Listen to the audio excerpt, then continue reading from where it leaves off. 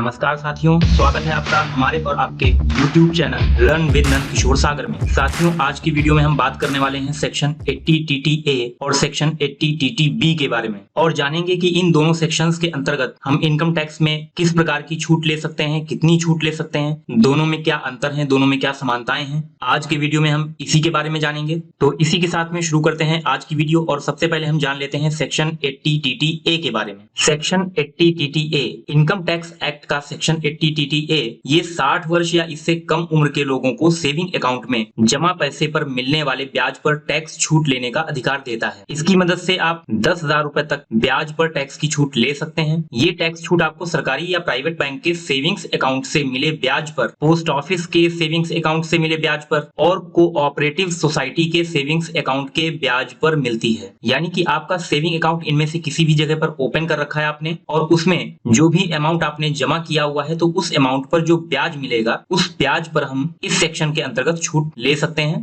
तो वहां पर जो ब्याज बैंक हमें देता है वो हमारी इनकम मानी जाती है, लेकिन इस सेक्शन के अंतर्गत एक लिमिट निर्धारित की गई है कि इतनी छूट हम इनकम टैक्स में इस ब्याज पर प्राप्त कर सकते हैं। तो इस लिमिट के बारे में आप आगे देख सकते हैं। अगर आपके कई बैंकों में बचत खाते हैं तो सभी बचत खातों से आप ब्याज को जोड़कर कुल 10,000 रुपए तक की टैक्स छूट ले सकते हैं। यानी कि अगर आपका किसी एक ही जगह पर सेविंग अकाउंट है तो उस पर जो भी जमा पर ब्याज मिला है आप 10,000 रुपए की छूट वहां पर प्राप्त कर सकते हैं। लेकिन अगर आपके सेविंग अकाउंट कई जगहों पर खुले हुए हैं और उन सभी में जो आपने अमाउंट जमा किया हुआ है उस पर आपको ब्याज मिल रहा है तो आप उन ब्याज की कैलकुलेशन करिए, उसका टोटल करिए। अगर वो टोटल 10,000 रुपए या इससे कम है तो आपको पूरी छूट मिल जाएगी, लेकिन अगर ये टोटल 10,000 रुपए से ज्यादा का है तो आपको छूट सिर्फ 10,000 रुपए की ही मिलेगी। इसी को आप आगे देख सकते हैं। सेक्शन 80 TTA के तहत टैक्स डिडक्शन में बैंक या पोस्ट ऑफिस के फिक्स डिपॉजिट अकाउंट यानी कि FD, इससे जो ब्याज हमें मिल रहा है, बैंक या पोस्ट ऑफिस के रेकरिंग डिपॉजिट अकाउंट यानी कि RD, इससे जो ब्याज हमें मिल रहा है, या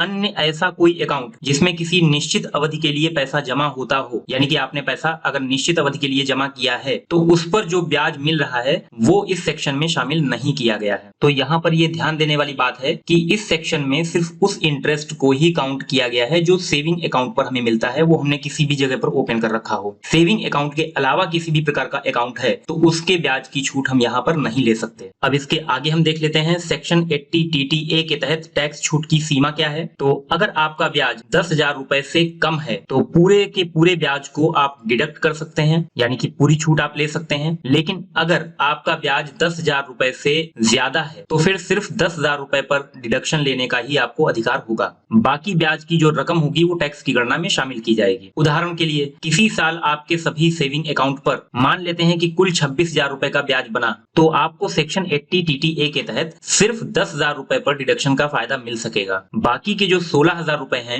इनको इनकम टैक्स स्लैब के हिसाब से टैक्स की गणना में शामिल करना होगा। ये छूट सिर्फ सामान्य नागरिकों यानी कि इंडिविजुअल्स और HUF यानी कि हिंदू अनडिवाइडेड फैमिली के लिए ही है। बाकी किसी फर्म या लोगों का संगठन बचत खाते के ब्याज पर ये टैक्स छूट नहीं पा सकता है। तो अगर हम सेक्शन 80 TTA की बात करें तो यहाँ पर दो बातें निकल करके आई। पहली कि इसमें छूट की जो मैक्सिमम लिमिट है वो 10,000 रुपए की ही है और दूसरी कि इसमें जो छूट मिलेगी वो सिर्फ इंडिविजुअल्स को मिलेगी या फिर HUF को मिलेगी। अब इसके बाद में आगे देख लेते हैं सेक्शन 80 TTB के बारे में। सेक्शन 80 TTB क्या है? तो इनकम टैक्स एक्ट का सेक्शन 80 TTB ये 60 वर्ष से अधिक उम्र के लोगों को यानी कि जो सीनियर सिटीजन्स होते हैं उनको बैंक ब्याज पर टैक्स छूट लेने की सुविधा देता है। इसकी मदद से वे हर साल 50,000 रुपए तक के ब्याज को अपनी आमदनी से बाहर कर सकते हैं, यानी कि 50,000 रुपए तक की डिडक्शन का लाभ ले सकते हैं और अपना टैक्स घटा सकते हैं। इस टैक्स छूट में आप फिक्स डिपॉजिट यानी कि FD और रेकरिंग डिपॉजिट्स यानी कि RD के ब्याज को भी शामिल कर सकते हैं। तो ये पॉइंट सेक्शन 80 TTA में नहीं था, वहां पर ये छूट हमें नहीं मिल रही थी।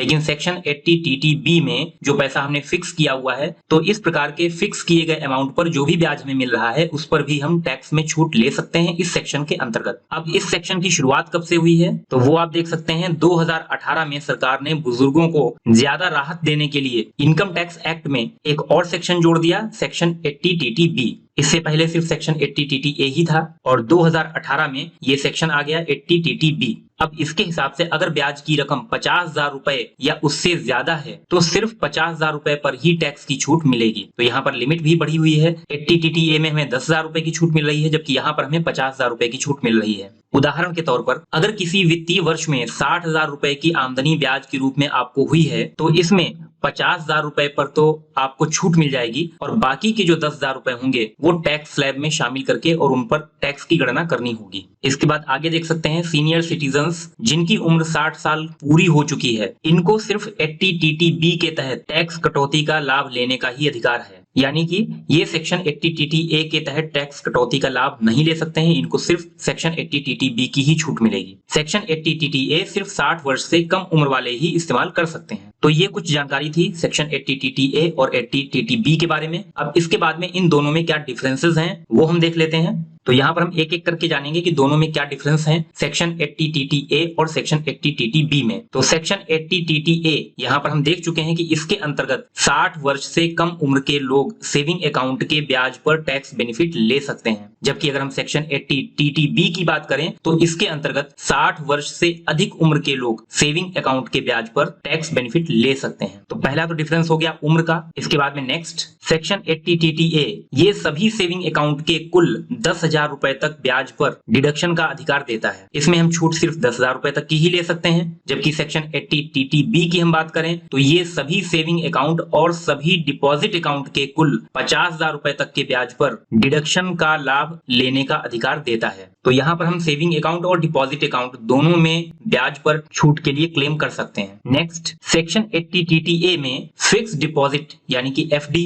और रिकरिंग डिपॉजिट यानी कि RD के ब्याज को शामिल नहीं किया गया है, जबकि सेक्शन 80TTB में FD और RD इनके ब्याज को शामिल किया गया है। नेक्स्ट है सेक्शन 80TTA, इसमें निम्न प्रकार के सेविंग अकाउंट के ब्याज को डिडक्शन में शामिल कर सकते हैं। तो ये हम पीछे देख भी चुके हैं। बैंकों के सेविंग अकाउंट्स में जमा पर ब्याज, पोस्ट ऑफिस के सेविंग अकाउंट्स में जमा पर ब्याज और कोऑपरेटिव बैंकों के सेविंग अकाउंट्स में जमा पर ब्याज। जबकि अगर हम सेक्शन 80TTB की बात करें तो इसमें निम्न प्रकार के सेविंग अकाउंट्स और डिपॉजिट अकाउंट्स के ब्याज को डिडक्शन में शामिल कर सकते हैं। तो यहाँ पर है बैंकों के सेविंग अकाउंट्स और इसके अलावा डिपॉजिट अकाउंट्स में जमा पर ब्याज। इसी तरीके से पोस्ट ऑफिस के सेविंग अकाउंट्स और डिपॉजिट अकाउंट्स में जमा पर ब्याज। इसी तरह से कोऑपरेटिव बैंकों के saving accounts plus deposit accounts में जमा पर ब्याज। इसके बाद में आगे सेक्शन 80TTA, इसमें आप section 80C, 80D, 80B, 80G, 80E तो जो सेक्शंस यहाँ पर बताए गए हैं इन सेक्शंस की कटौतियों के अतिरिक्त इस डिडक्शन का लाभ लिया जा सकता है। यानी कि जो सेक्शन 80TTA की डिडक्शन है वो इन सभी सेक्शन से अलग है। इसी तरीके से सेक्शन 80TTB ये सेक्शन 80C और इसके अलावा जो अन्य सेक्शंस हैं और इन सेक्शंस में जो छूट हमें मिल रही है उस छूट के अलावा सेक्शन 80TTB में ये अतिरिक्त छूट है जिसका लाभ हम ले सकते हैं। तो यहाँ पर ये एक समानता है इन दोनों में कि सेक्शन 80TTA और सेक्शन 80TTB ये बाकी सारे सेक्शन से अलग हैं, यानी कि इनकी जो छूट है वो अन्य सभी सेक्शन से अलग हमें मिलती है। इसके बाद में नेक्स्ट अब यहाँ पर आप देख सकते हैं कि सेक्शन 80TTA ये कंपनियों, फर्मों, AOP, BOP वगैरह को सेक्शन 80TTA के तहत टैक्स छूट का लाभ नहीं मिल सकता है, बल्कि सिर्फ व्यक्तिगत यानी कि इंडिविजुअल्स और HUF को ही इसका फायदा उठाने की छूट है। ठीक इसी तरीके से सेक्शन 80TTB में भी कंपनियों, फर्मों, AOP, BOP वगैरह को इस टैक्स छूट का लाभ नहीं मिल सकता है। यहाँ पर भी सिर्फ इंडिविजुअल्स और HUF को ही इसका फायदा मिल सकता है। तो ये भी दोनों में समानताएं हैं कि ये छूट सिर्फ इंडिविजुअल्स और HUF के लिए ही तैयार की गई हैं। इसके अलावा अन्य कोई एंटिटी है तो वो इसका बेनिफिट नहीं ले सकती है। तो ये कुछ जानकारी थी इन दोनों सेक्शंस के बारे में। आज की वीडियो में इतना ही। मिलते हैं नेक्स्ट वीडियो में नेक्स्ट टॉपिक के साथ में। तब तक के लिए आप सभी साथियों को नमस्कार।